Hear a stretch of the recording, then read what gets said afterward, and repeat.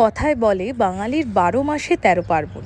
তবে শহুরে উৎসবের ছোঁয়ায় এখনও হারিয়ে যায়নি গ্রামের নিজস্বতা। ইতু পুজোই তার প্রমাণ। বাংলার মেয়েরা কিন্তু ইতুকে শস্যের দেবী হিসেবেই পুজো করে থাকে। ইতুর ঘটের গায়ে পুটুলি আঁকা এবং ভেতরে দেওয়া হয় শস্যদানা, তৃণগুচ্ছ এবং খড়ের বীরের ওপরে ইতুর সরাকে বসানো হয়। তাদের দুই মেয়ে অন্য আর ঝুমন। একদিন বামুনের পিঠে খাবার বড় ইচ্ছে হলো। বামনিকে সে কথা বলতে বামনি বলল, চাল গুড় আর নারকেল কোথায় পাবো? সেই রাত্রেই পিঠে তৈরি করলো।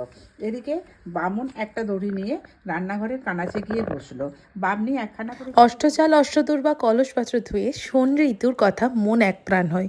ইতু দেন বর, ধনধানে দৌত্রে পুত্রে ভরে উঠুক আমার ঘর। এটি হলো ইতু পুজোর মন্ত্র।